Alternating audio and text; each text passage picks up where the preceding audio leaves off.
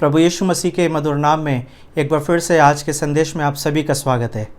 आइए हम आज के वचन को देखेंगे और आज का वचन जो है उसके लिए हम अध्याय 11 शुरू कर रहे हैं और we will see first 11 versus.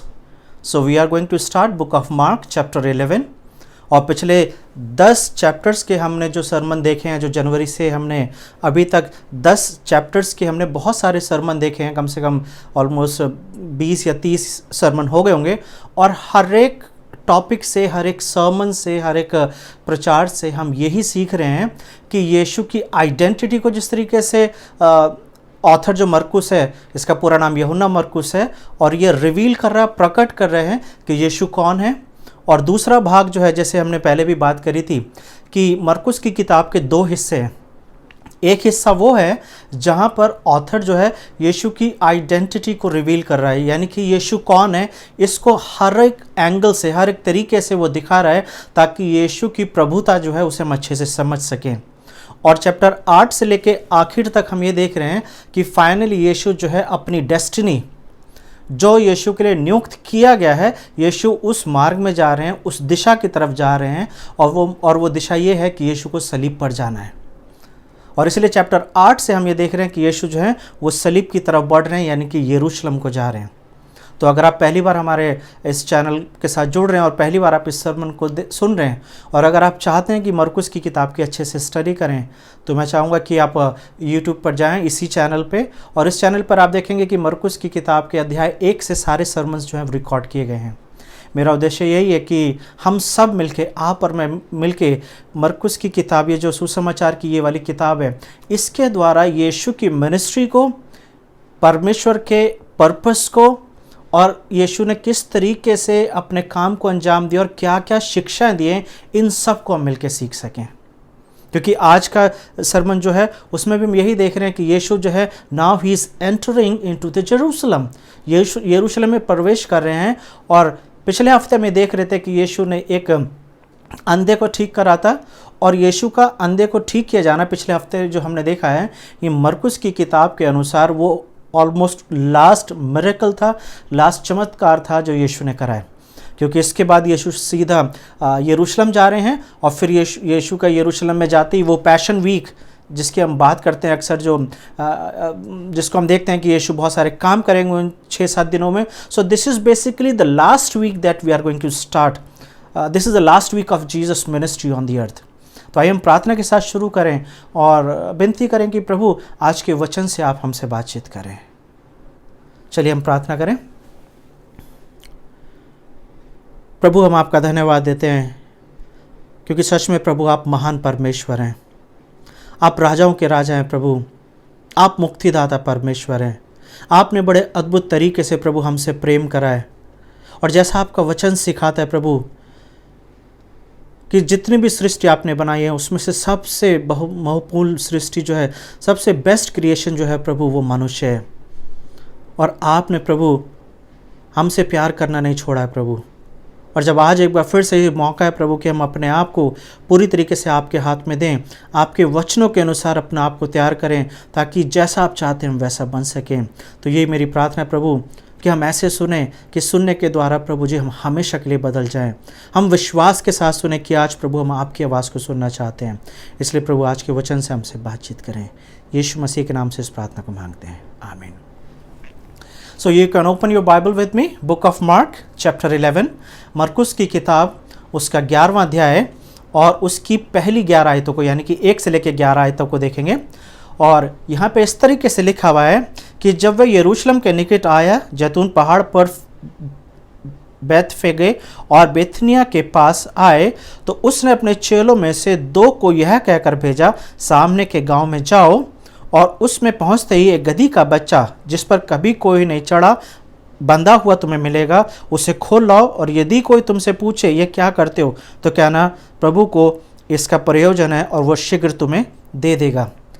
और अगर पहली 4-5 आयतों को देखेंगे तो ऐसा लग रहा है कि यीशु जो है यरूशलेम में प्रवेश तो कर रहे हैं, लेकिन ऐसा लगता है कि यीशु शायद यरूशलेम में पहली बार प्रवेश कर रहे हैं। This is the first time Jesus is entering into Jerusalem. It looks like that. लेकिन ऐसा नहीं है। अगर आप गॉस्पल्स की सारी किताबों का अध्ययन करेंगे, क्योंकि मरकुस ने यीशु के पैदाइश के बारे में कुछ नहीं लिखा हुआ है, यीशु के बहुत सारे जो स्टार्टिंग का जो टाइम है, यीशु का जो बचपन का टाइम है, उसके बारे में नहीं लिखा है। But if you will see the book of Matthew and book of Luke, there you will see that Jesus have been in Jerusalem many times. 8 दिन के जब यीशु थे तो यीशु को यरूशलेम ले जाया गया था, टेंपल में ले जाया गया था, जहाँ पे उनका नाम रखा गया था, उनका खतना हुआ था। फिर हम देख सकते हैं कि यीशु जब 12 साल के थे तो यीशु यरूशलेम के अंदर यानी कि उस टेंपल में है जहाँ पे फसह का पर्व मनाया जा रहा है। फिर हम जब यीशु ने अपनी मिनिस्ट्री शुरू करी है, तो यूहन्ना के दूसरे अध्याय को जब देखते हैं, जहाँ पर यीशु ने अपना पहला चमत्कार करा है गलील के खाना में, उसके बाद वाले हिस्से को जब हम देखते हैं तो हम यही देखते हैं कि यीशु फसह का पर्व मनाने के लिए यरूशलेम जा रहे हैं अपने चेलों के साथ। फिर हम यूहन्ना की किताब में 5वें अध्याय में देखते हैं कि यीशु फिर से अपने चेलों के साथ वो यरूशलेम में है। फिर 7वें अध्याय में देखते हैं कि यीशु फिर से यरूशलेम में है, जहाँ पर एक फेस्टिवल मनाया जा रहा है, फेस्टिवल और बूथ है, और वहाँ पर फिर से यीशु जो है टेंपल एरिया में है। और फिर आज हम देख रहे हैं मरकुस 11 को या यूहन्ना की किताब में देखें, जहाँ पर यीशु जो है वो एक ट्रायम्फल एंट्री के बारे में बात की जा रही है कि यीशु बड़े अद्भुत तरीके से यरूशलेम में प्रवेश कर रहे हैं। So basically this is not the first time that Jesus is entering into the Jerusalem. इससे पहले कई बार यीशु जो है यरूशलेम में जा चुके हैं, but today's entry is something important. ये कोई आम एंट्री नहीं, ये कोई आम तरीके से यीशु का जाना नहीं है, क्योंकि इस बार जब यीशु जा रहे हैं तो वापस लौट के नहीं आएंगे, क्योंकि इस बार यीशु के जाने का पर्पस ये है, he is going to die on the cross. इस वक्त उनके जाने का उद्देश्य यही है ताकि पिता ने, परमेश्वर ने जिस पर्पस से भेजा है, जिस मिशन पे भेजा है, उस मिशन को पूरा करना है। और यहां पर ऐसा लिखा हुआ है, क्योंकि ये अपने आप में एक लास्ट वीक है यीशु की मिनिस्ट्री का, तो यीशु की एंट्री भी अपने आप में बड़ा यूनिक हो रही है। तो क्या हो रहा है यहाँ पे, यीशु एंटर करने से पहले अपने 2 चेलों को भेज रहे हैं और गधी के बच्चे को मंगाया जा रहा है। ऐसा लगता है पढ़ने में कि यीशु ने बोला है कि सामने वाले गांव में जाओ और गधी का बच्चा तुम्हें मिलेगा, उसे ले आना। So don't ask any question, just take the colt and come back. और जब मैंने पहली बार पढ़ा तो मुझे ऐसा लग रहा था यीशु चोरी करने के लिए भेज रहे हैं कि जाओ गधी का बच्चा मिलेगा, चुपचाप जाके ले आना। लेकिन वहाँ पर आगे लिखा हुआ है कि यदि कोई तुमसे पूछे तो कह देना कि परमेश्वर को इसकी ज़रूरत है, गुरु को इसकी ज़रूरत है, द लॉर्ड नीड्स हिम। और जब मैं पढ़ रहा था कि जिसका ये बच्चा है गधी का, उसने यीशु के चेलों को नहीं रोका है कि ठीक है कौन से गुरु ने मंगाया है और किस चीज़ के लिए मंगाया है, what is the purpose of taking my animal, my donkey with you. लेकिन उसके लिए जब हम देखते हैं भजन संहिता 50, साम 50, आप मेरे साथ निकालिए, साम 50 भजन संहिता उसका 50, और अगर आप उसकी 10 से देखेंगे तो वहाँ पे इस तरीके से लिखा हुआ है, वर्स 10 ऑनवर्ड्स, क्योंकि वन के सारे जीव जंतु और हजारों पहाड़ के जानवर मेरे ही हैं। पहाड़ों के सब पक्षियों को मैं जानता हूँ और मैदान पर चलने फिरने वाले जानवर मेरे ही हैं। यदि मैं भूखा होता तो तुमसे ना कहता, क्योंकि जगत और जो कुछ उसमें है सब मेरा है। So everything on this earth belongs to the Lord. परमेश्वर को परमिशन लेने की जरूरत नहीं है। He can take any time he can take anything from you and me. anytime he can take anything which belongs to us. And this shows the authority and the power of God. This shows that he is the ultimate God. He is the big boss.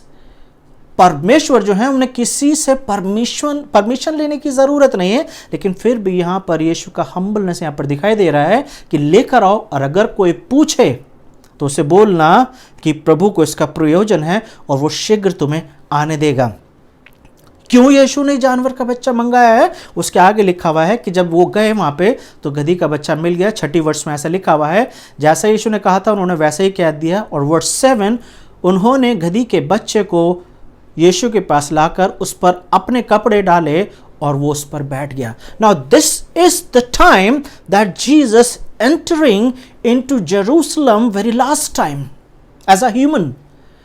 मनुष्य के रूप में यीशु जो हैं वो पृथ्वी पर आए हैं, मनुष्य रूप धारण करके वो पूरी मानव जाति के उद्धार के लिए आए हैं। और आज जब वो मनुष्य रूप में आखिरी बार यरूशलेम में प्रवेश कर रहे हैं तो उनकी एंट्रेंस जो है वो अपने आप में बड़ी फर्क है। वो गधी के बच्चे पर बैठकर अंदर आ रहे हैं।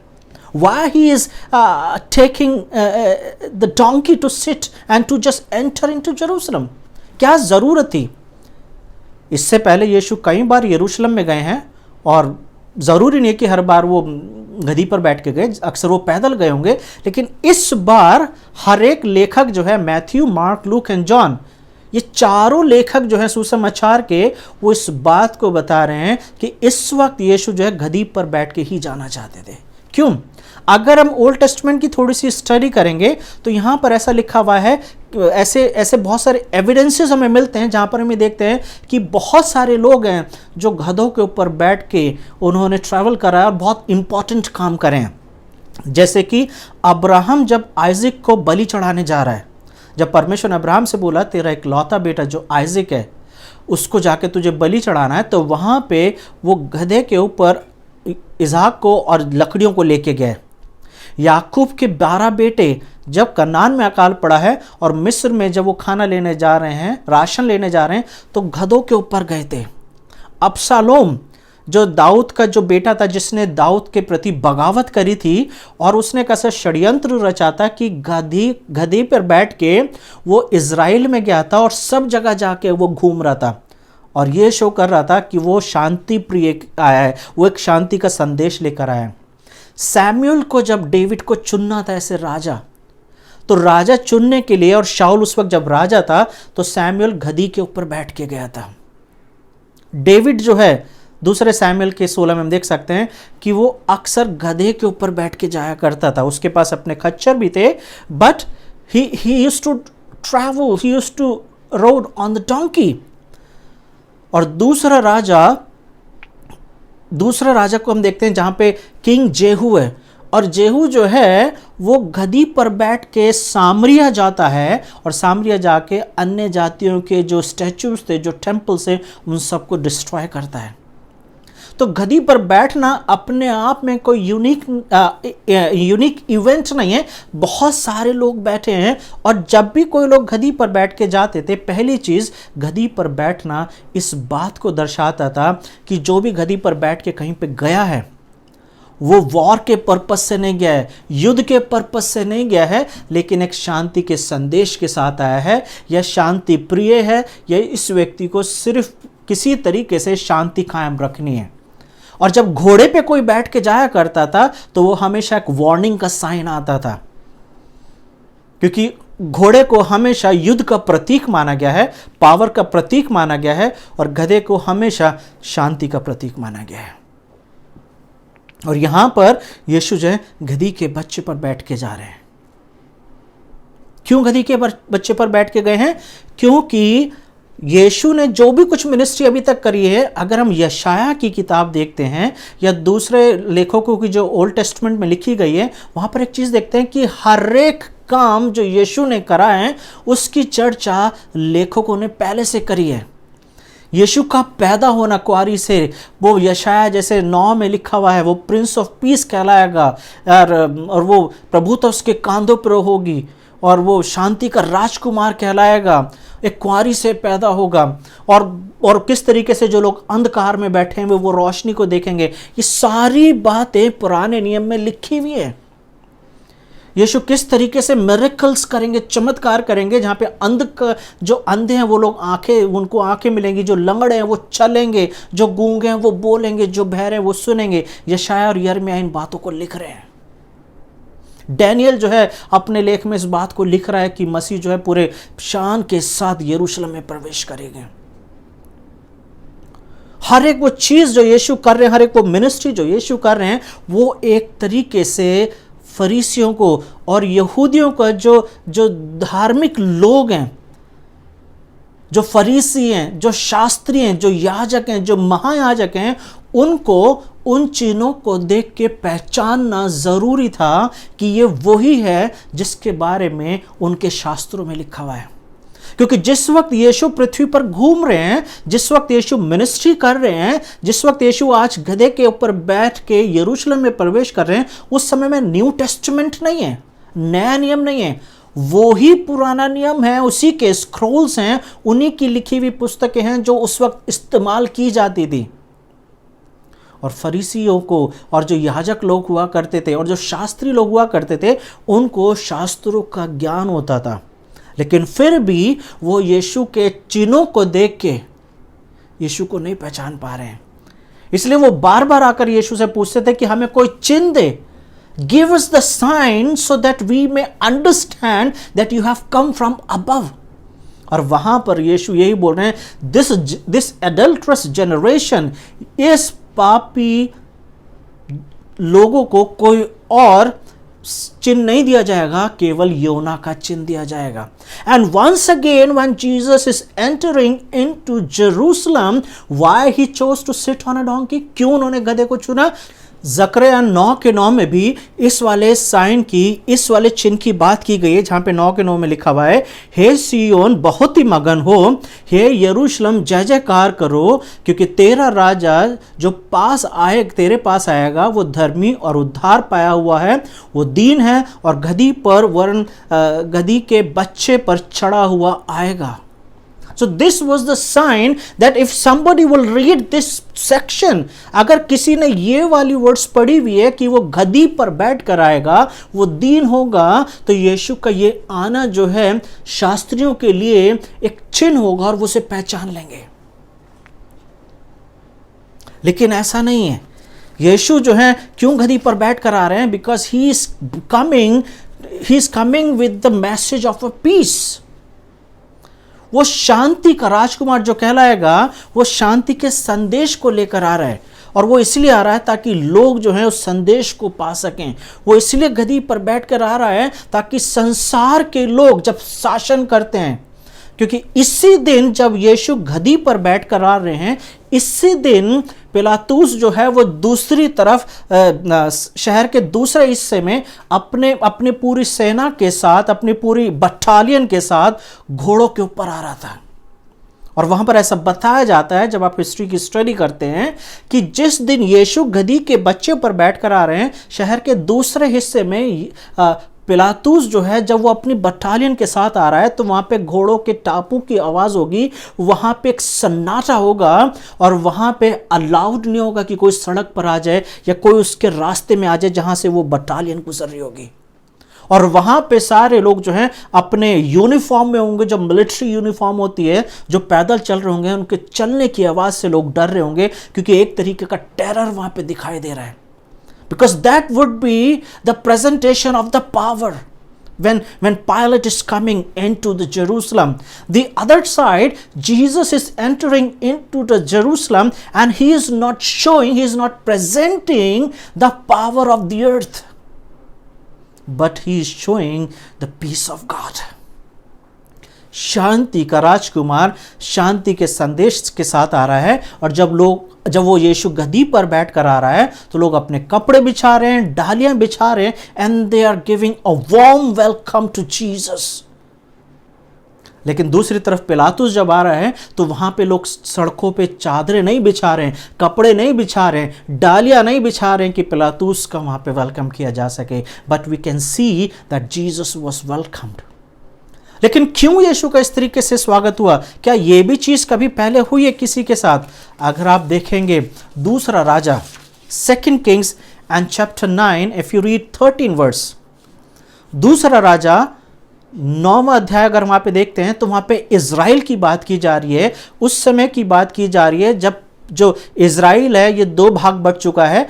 नीचे का भाग जो है वो यहूदा है, और ऊपर का भाग जो है इजराइल है। तो जब इजराइल में जेहू जब राजा के लिए अपॉइंट किया गया है एलीशा के द्वारा, तो वहां पर ऐसा लिखा हुआ है 13वीं वर्ष में कि जब येहू को राजा के लिए अनॉइंट किया गया, उसके सर पे तेल डाला गया, तो लोगों ने अपने कपड़े बिछाए, और लोग जो है तुरियां फूंक रहे हैं और म्यूजिक बज रहा है, और जेहू का वेलकम किया जा रहा है एज अ किंग।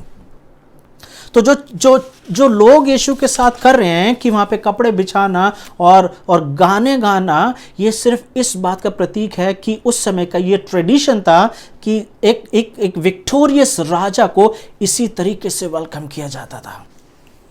लेकिन साथ ही साथ यहाँ पर ये लिखा हुआ है कि तब बहुतों ने अपने कपड़े बिछाए और औरों ने खेत से डालियां काट कर फैला दी, और जो आगे आगे जाते और पीछे पीछे चलते थे पुकार पुकार कर कहते थे, होशन्ना, धन्य है वे जो प्रभु के नाम से आता है। होशन्ना, जो प्रभु के नाम से आता है।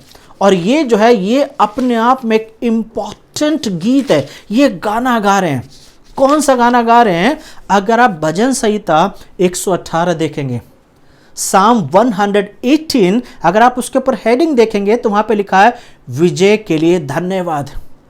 This is a song of victory, कि जब राजा जीत कर आता था तो उसके लिए ये गाना गाया करते थे। जैसे कि पहली वर्ष में लिखा है, यहोवा का धन्यवाद करो क्योंकि वो भला है और उसकी करुणा सदा की है। इज़राइल कहे उसकी करुणा सदा की है। हारून का घराना कहे कि इसकी करुणा सदा की है। और जब आप इसे पूरा पढ़ते हुए चले आते हो तो 25वीं वर्ष में लिखा हुआ है, हे यहोवा विनती सुन उद्धार कर, हे यहोवा विनती सुन सफलता दे। So what these people are saying? They were singing Hosanna, होशन्ना, धन्य है वे जो प्रभु के नाम से आता है। होशन्ना का मतलब है have mercy on us, save us, please father save us, हमें बचा, हमारा उद्धार कर, हमें क्षमा कर, हमारी मदद कर। तो ये लोग क्यों खुश हैं? क्योंकि इन्होंने यीशु के द्वारा उन चिन्हों को देखा है, and they know that this is the perfect king of Israel. क्योंकि जिस वक्त यीशु गद्दी पर बैठ कर आ रहे हैं, इस वक्त इजरायली लोग जो हैं वो रोम की गुलामी में हैं।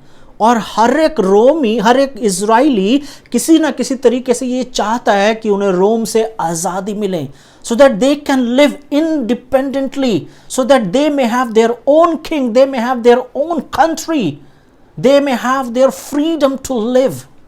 और जब वो यीशु को देख रहे हैं, they see that everything that a king should have, एक राजा के अंदर जो भी कुछ होना चाहिए वो यीशु के अंदर दिखाई दे रहा है। इसलिए तो वो चिल्ला रहे हैं होशन्ना, यानी कि हमें बचा, save us, help us, deliver us. धन्य है वे जो प्रभु के नाम से आता है, हमारे पिता दाऊद का राज्य जो आ रहा है। वर्ड्स को ध्यान दीजिए, हमारे 10वीं वर्ष में हमारे पिता दाऊद का राजा जो आ रहा है, धन्य है आकाश में होशन्ना। पिछले हफ्ते में देख रहे थे कि वो अंधा बर्तिमाई इस बात को चिल्ला रहा था, हे दाऊद की संतान मुझ पर तरस खा। और जब फरिसीनियों के देश में यीशु थे तो वहां पर जो स्त्री अपनी बेटी के लिए आई थी, उसने भी यही बोला था, हे दाऊद की संतान मुझ पर तरस खा। यहां पे पूरी भीड़ यीशु को बोल रही है, हे दाऊद की संतान जो दाऊद के राज्य को लेकर आता है, धन्य है। आप देख रहे हैं एक चीज, the common people can see, can recognize Jesus as the son of David. They can recognize that Jesus is coming in the line of David. They can see that Jesus is the king like a David. दाऊद के घराने से निकल कर आ रहा है, दाऊद की वंशावली में से आ रहा है, और दाऊद की तरह ये राज्य को फिर से इस्टेब्लिश करने जा रहा है, फिर से दाऊद के राज्य को फिर से शुरुआत करने जा रहा है। एंड कौन है ये लोग? ये शास्त्री लोग नहीं है जिन्हें बहुत ज्यादा वचन का ज्ञान है। ये पढ़े लिखे, ये विद्वान लोग नहीं है जो व्यवस्था को पढ़ते रहते थे। लेकिन हाँ, इन्होंने मसीह के बारे में, अनॉइंटेड वन जो परमेश्वर के द्वारा भेजा जाएगा, उसके बारे में इन्होंने सुना होगा। और यीशु के द्वारा जो भी चिन्ह किए गए हैं, जो चमत्कार किए गए हैं, जो कार्य किए गए हैं, इन सब को देखने के द्वारा इन्हें यह लग रहा है कि ये वही है जिसके बारे में बात की गई है। एक और रीजन अगर मैं आपको बताऊं कि यीशु जो है इस वक्त गद्दी पर बैठकर क्यों आए हैं, क्या रीजन है, तो आपको पता होगा कि 2 संडे पहले हम इस बात को देख रहे थे कि जब यीशु यरूशलेम की तरफ आ रहे हैं तो वो अपने चेलों से आगे आगे चल रहे थे। और बाकी के लोग पीछे पीछे चल रहे थे, यानी कि चेले पीछे पीछे चल रहे हैं, वो डरे हुए थे। शायद वो चाहते थे, अगर आपको सरमन याद होगा, वो चाहते थे कि यीशु को रोक दिया जाए ताकि यीशु जो है यरूशलेम जाने का प्लान कैंसिल कर दें। Maybe some other day, maybe some other time we will go to Jerusalem, but not this time. यीशु का आज गदी पर बैठ के चलना चेलों को ये एक मैसेज देना था, उनको एनकरेज करना था that Jesus was not afraid. Jesus was not afraid from the people, from the enemies, ताकि उसके चेले भी यीशु की तरह निडर बन सके। This was the act to encourage disciples कि वो भी डरे ना बल्कि सामना करें। दूसरा चीज जो मैं आपको एक चीज और जो आपको और मुझे सीखने की जरूरत है, तीसरी वर्ष में लिखा हुआ है, दूसरी वर्ष में, कि गधी का बच्चा जिस पर कभी कोई न चढ़ा हो बंधा हुआ तुम्हें मिलेगा, उसे खोल लाओ। यीशु ने एक ऐसे गधी का बच्चा मंगाया है जिसके ऊपर कभी कोई ना चढ़ा हो, जो अभी तक यूज में नहीं आया है। शायद आपने पहले कई बार पढ़ा होगा, लेकिन आज हम इसके मतलब को थोड़ा सा सीखेंगे। क्यों ऐसा लिखा हुआ है? आपको पता है, जिस घोड़े पे या जिस गधे पर अगर पहले कभी कोई नहीं बैठा है, तो जो भी पहली बार बैठता है, गधा या घोड़ा उसे आसानी से बैठने नहीं देता है। तो इसलिए घोड़े को ट्रेंड किया जाता है ताकि उसके ऊपर कोई बैठ सके। घोड़ा आसानी से एक ही बार में अपने ऊपर किसी को बैठने नहीं देता है। If the horse is unbroken, then definitely he will not allow anybody to ride on him. Similarly, donkey will not allow anybody to sit on him unless he is broken. अगर गधे को भी ट्रेन नहीं किया गया है या उसको नहीं सिखाया गया कि उसके ऊपर कोई बैठे और उसके ऊपर सवारी करे, तो गधा भी आराम से बैठने नहीं देता है। लेकिन जैसा यीशु ने बोला कि हर एक जानवर, हर एक पक्षी सब मेरे ही तो हैं। So this shows the authority of Jesus over everything. दूसरा पॉइंट, अगर आप नंबर्स की किताब, गिनतियों की किताब 19 का 2 देखेंगे, गिनतियों की किताब 19 का 2, तो वहां पे परमेश्वर ने ये आज्ञा दी थी मूसा को और हारून को। मैं आपके सामने पढ़ देता हूं 1 और 2 को। 19 गिनतियों 19 1 और 2, वहां पर ऐसा लिखा हुआ है, फिर यहोवा ने मूसा और हारून से कहा, व्यवस्था की जिस विधि की आज्ञा यहोवा देता है वो यह है कि तू इजराइलियों से कहे कि मेरे पास एक लाल निर्दोष बछिया ले आओ जिस पर कोई भी दोष ना हो और जिस पर जुआ कभी ना रखा गया हो। तो वो जानवर बलि चढ़ाए जाते थे, उन जानवरों को पवित्र माना जाता था, उन जानवरों को बेस्ट माना जाता था जो कभी भी यूज में नहीं आए हैं। तो जब बलियां चढ़ाई जाती थी ओल्ड टेस्टमेंट में, तो उन्हीं जानवरों की बलियां चढ़ाई जाती थी जिनका कभी भी किसी भी रूप में यूज नहीं हुआ है। क्योंकि जो जानवर यूज नहीं हुआ है, जो अभी बच्चे की कैटेगरी में ही पाया जाता है, वो परमेश्वर के लिए पवित्र माने जाते थे। और इसलिए गिनतियों की किताब के 19 के 2 में परमेश्वर यही बता रहे हैं कि जो अभी तक किसी भी चीज के लिए इस्तेमाल नहीं किए गए, जुआ नहीं रखा गया, मतलब कि उनको खेती के लिए यूज नहीं किया गया है या उनके ऊपर बैठ के सवारी नहीं की गई है, क्योंकि हर एक वो जानवर जो किसी भी तरीके से यूज में नहीं आया है, वो परमेश्वर के लिए माना जाता था। अब जाहिर सी बात है कि यहां पर गधे के लिए नहीं लिखा हुआ है, बट जैसे कि हमने भजन संहिता 50 में देखा है, that every animal and every bird belongs to the God. और ये वो रीजन है क्योंकि जो अभी तक यूज में नहीं आया है वो परमेश्वर के लिए पवित्र माना जाता था। So this is the reason that Jesus asked the colt, गधी के बच्चे को जिस पे कभी कोई नहीं बैठा है। और यहां पर हम देख रहे हैं 10वीं वर्ष में कि सारे लोग मिलके यीशु का धन्यवाद दे रहे हैं और यीशु को उद्धारकर्ता के रूप में पहचान रहे हैं। So what they are saying? They are singing Hosanna in the highest. That means Jesus come and save us. You have the salvation. आपके पास हमारा उद्धार है. Come and save us. हमें बचा ले. हमें पता है तू दाऊद के राज्य को ला रहा है। और अगर मैं यहाँ पे रुकूं और मैं आपसे एक सवाल पूछूं, क्या आप यीशु को जानते हैं क्या? क्या यीशु को हम, पिछले बार भी हम यही बात कर रहे थे कि क्या आप यीशु को दाऊद के संतान के रूप में जानते हैं? और पिछली बार हम देख रहे थे दाऊद की संतान एक टाइटल है जिसका मतलब है the deliverer, long awaited deliverer, the anointed one, जिसको परमेश्वर ने ठहराया है कि जो दाऊद के घराने से आएगा और जिसके राज्य का कभी अंत नहीं होगा। क्यों नहीं कभी अंत होगा? क्योंकि वो मानव जाति के उद्धार के लिए आएगा। तो क्या आप इस वाले यीशु को जानते हैं या आप किसी दूसरे यीशु को जानते हैं? यहां पर सिर्फ लोग नहीं चिल्ला रहे हैं। अगर आप मत्ती की किताब के 21वें अध्याय की 15वीं वर्ष को देखेंगे, Matthew, book of Matthew chapter 21 and verse 15, तो वहां पर आप देखेंगे सिर्फ लोग नहीं चिल्ला रहे हैं। जब यीशु टेंपल में गए हैं इसके बाद, तो वहां पे बच्चे भी यही चिल्ला रहे हैं, hosanna the son of David, hosanna, होशन्ना दाऊद की संतान। और बच्चों की आवाज सुन के फरीसी और शास्त्री जो हैं वो परेशान हैं।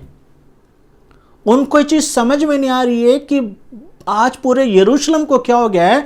बाहर जो है लोग चिल्ला रहे थे होसन्ना दाऊद की संतान, और मंदिर के अंदर बच्चे चिल्ला रहे हैं होसन्ना दाऊद की संतान। और अगर मत्ती की किताब में आप पढ़ेंगे तो वहां पर ऐसा लिखा हुआ है कि उन्होंने आके बोला कि बच्चों को चुप करा दे, और यीशु मसीह ने बोला अगर बच्चे चुप हो गए तो पत्थर बोल पड़ेंगे। यूहन्ना की किताब में लिखा हुआ है कि फरीसी लोग आके यीशु से बोल रहे हैं कि तुझे पता भी है ये लोग क्या बोल रहे हैं, they don't know what they are saying. और वो ये बोलना चाह रहे थे कि अननोइंगली ये लोग वो चीजें बोल रहे हैं जो आपके लिए सेट नहीं बैठती है। You are not the Messiah, you are not the anointed one, you are not the son of David. तो इसलिए इन लोगों को बोलो कि चुप हो जाएं, कि जो ये टाइटल आपको दे रहे हैं यीशु, आप वो नहीं हो, आप कोई और हो, तो बताओ लोगों को कि वो चुप हो जाएं। और वहां पर यीशु बोल रहे हैं इन्हें बोलने दो, इन्हें मना मत करो, इन्हें बोलने दो, क्योंकि परमेश्वर जो है अपनी महिमा सबसे कराते हैं। हमें नहीं पता कि ये जो भीड़ है ये पूरी तरीके से यीशु की आइडेंटिटी को जानते हैं, पूरी तरीके से यीशु को परमेश्वर की संतान के रूप में देख रहे हैं। लेकिन एक चीज तय है कि आज ये भीड़ जो है यीशु का स्वागत कर रही है। क्या ये भीड़ पूरे हफ्ते यीशु के साथ रहने वाली है? I don't know. पिछले हफ्ते, अगले हफ्ते हम देखेंगे कि ये भीड़ जो है किस तरीके से रिएक्ट कर रही है। But today we can see that this crowd has a hope. This crowd has a reason to welcome Jesus because they have need. Do you know your need? क्या आप यीशु को स्वागत करना चाहते हैं? क्या आप यीशु का स्वागत करना चाहते हैं? क्या आप यीशु को जानते हैं? आगे लिखा हुआ है 11वीं वर्ष में, वो यरूशलेम पहुंचकर मंदिर में आया और चारों ओर सब वस्तुओं को देखकर बाहरों के साथ बेतनिया गया, क्योंकि सांझ हो गई थी। यहूदियों के हिसाब से जब सूरज छुप जाता था, सूरज ढल जाता था, तो वो शाम मानी जाती थी। और सूरज ढलने के बाद कोई भी रिचुअल, कोई भी रीति, जैसे कि बलियां चढ़ाना या कोई भी काम जो होता था वो सब रुक जाता था। और जब काम रुक जाता था तो मंदिर में होने वाली गतिविधियां भी अपना आप खत्म हो जाती थी, भीड़ कम हो जाती थी और लोग चले जाते थे। और यहाँ पर ऐसा लिखा हुआ है कि यीशु जो है मुआयना करने आए हैं। He has come to observe the activities, he has come to see, he has come to survey, to see that what is going on in the temple. So we can see the boldness, the courage. चेले हो सकता है कि मंदिर में भी नहीं जाना चाह रहे होंगे, क्योंकि उन्हें पता है कि यीशु ने कई बार बोल दिया है कि मैं पकड़वाया जाऊंगा, तो जीसस मंदिर में तो जाने की ज़रूरत नहीं है। वी आर हैप्पी कि आपका स्वागत हो गया है, so it's better to stay out of the problem. और यीशु जो है मंदिर में ही जा रहे हैं, जहाँ पे it's a hub of the Jewish people, जो रिलीजियस गुरुज हैं, जो यीशु से नफरत करते हैं, बट यीशु निडर होके वहाँ जा रहे हैं। तो चेलों के लिए सीख मिल रही होगी कि किस तरीके से हमें उनसे डरने की ज़रूरत नहीं है जो हमारे शरीर को नाश कर सकते हैं। आज भी हो सकता है हम ऐसी जगहों पे रह रहे हैं, आप ऐसी जगहों पे रह रहे हैं जहाँ पे बहुत ज़्यादा सताव चल रहा है। Maybe every day you are facing challenges, maybe every day you are beaten up. हो सकता है कि हर दिन आप सताव का सामना कर रहे हैं। बस ध्यान रखिए, सताव तो यीशु मसीह ने भी सहा है, लेकिन इन सताव के बावजूद भी यीशु ने हमें चीज़ सिखाई, जो अंत तक वफादार रहेगा जीवन का मुकुट उसे दिया जाएगा। तो यीशु से हमें सीखें कि किस तरीके से हमें अपने काम को, अपने मिशन को, अपनी मिनिस्ट्री को जो हमें दी गई है उसे हमें करने की ज़रूरत है। साथ ही साथ एक क्वेश्चन जो बार बार पिछले हफ्ते भी आया था, इस बार भी आया कि एक भीड़ है जो यीशु का स्वागत कर रही है। क्या आप यीशु का स्वागत कर रहे हैं क्या? Do you know Jesus? ये वही यीशु है जो कुछ दिनों में बहुत जल्दी सलीब पर जाने वाला है, जिसके बारे में हम पढ़ेंगे। लेकिन हम जानते हैं कि ये घटना हुए हुए 2000 साल हो चुके हैं। आपके पापों के लिए, आपको उद्धार देने के लिए, आपको मोक्ष देने के लिए, आपको क्षमा देने के लिए, आपको अनंत जीवन देने के लिए यीशु ने अपना बलिदान दे दिया। He died at your place. क्योंकि पापों के लिए यीशु का मरना ज़रूरी था, आपके पापों के लिए और मेरे पापों के लिए। तो आप क्या कर रहे हैं अपने पापों के लिए? कौन सी रीतियां करते हैं, कौन से कामों को करते हैं जिनके द्वारा आपको लगता है कि आपके पाप क्षमा हो जाएंगे? क्या कुछ आप ऐसा कर रहे हैं जिसके द्वारा आपको लगता है कि पाप क्षमा हो जाएंगे? पाप क्षमा केवल और केवल यीशु पर विश्वास करके ही किया जा सकता है। हमें नहीं पता है भीड़ कितना विश्वास कर रही है, लेकिन एक चीज़ है कि आज ये भीड़ जो है ज़ोर ज़ोर से होशन्ना के नारे लगा रही है। एक चीज़ 100% सच है, वो ये है कि ये भीड़ ये चाहती है कि उनका उद्धार हो, ये भीड़ ये चाहती है कि उनको क्षमा मिले, ये भीड़ ये चाहती है कि उनकी मदद हो सके, ये भीड़ ये चाहती है कि उनको छुटकारा मिल सके। क्या आप छुटकारा पाना चाहते हैं? अगर पाना चाहते हैं तो इस भीड़ की तरह हमें यीशु का स्वागत करना पड़ेगा, क्योंकि जिस वक्त हम यीशु का स्वागत करेंगे अपने जीवन के अंदर, उसी वक्त उसी पल हमें हमारे पापों की क्षमा मिल जाएगी और किसी भी तरीके का दाग, किसी भी तरीके का गिल्ट हमारे जीवन में नहीं रहेगा। तो आइए, आज ये मौका है कि हम पूरी तरीके से अपने आप को प्रभु यीशु मसीह के हाथ में दे दें। आइए हम आंखें बंद करके यीशु का स्वागत करें। प्रभु, एक बार फिर से हम अपने दिलों को खोलते हैं ताकि प्रभु हम पूरी तरीके से आपका स्वागत अपने दिलों में कर सकें। हो सकता है प्रभु बहुत सारे ऐसे हैं जो अपने आप को ऐसा पाते हैं प्रभु कि ऐसा लगता है प्रभु कि वो आपको अपने दिल में नहीं बुला सकते हैं। प्रभु आप मदद करें, हर एक किसी को हम्बल करें, दीन करें प्रभु, ताकि हर एक जन इस ज़रूरत को समझ सके कि बिना यीशु के पापों की क्षमा नहीं है, कि बिना यीशु के अनंत जीवन नहीं है, बिना यीशु के उद्धार नहीं है, मोक्ष नहीं है। ताकि प्रभु हर एक सुनने वाला हर एक रीति को, हर एक विधि को छोड़ के केवल और केवल प्रभु यीशु मसीह पर विश्वास कर सके। मैं धन्यवाद देता हूँ प्रभु कि आपने मेरे पापों को क्षमा करा है। मैं धन्यवाद देता हूँ प्रभु हर एक सुनने वाला जो हर बार सुन के प्रभु अपने पापों की क्षमा मांगता है, ताकि प्रभु उसे उसके पापों की क्षमा मिल सके। प्रभु यही मेरी प्रार्थना है, हर एक सुनने वाला आज पूरी तरीके से उद्धार को पा सके। आज हर एक सुनने वाला प्रभु पूरी तरीके से अपने जीवनों को आपके हाथ में दे सके। धन्यवाद देते हैं आज के वचन के लिए। यीशु मसीह के नाम से इस प्रार्थना को मांगते हैं, आमीन। Thank you friends. मैं विश्वास करता हूँ कि जो सीरीज़ चल रही है मरकुस की, इससे बहुत कुछ सीखने को मिल रहा होगा और आप सीखते जाइए, बढ़ते जाइए आगे, और एक दूसरे को सिखाना ना भूलें। और चैनल सब्सक्राइब नहीं करा है तो ज़रूर करें और दूसरों को ज़रूर फॉरवर्ड करें। और कोई भी ऐसी चीज़ जो आप सीखते हैं और आपके जीवन में बदलाव आ रहा है, कुछ ऐसी चीज़ जो आपके जीवन में एक्साइटमेंट लेकर आ रही है, तो उसे कमेंट्स में ज़रूर लिखें, ताकि मुझे उसे देख के मुझे सीखने को मिल सके, मैं भी एनकरेज हो सकूं। तो stay safe and be bless. God bless you.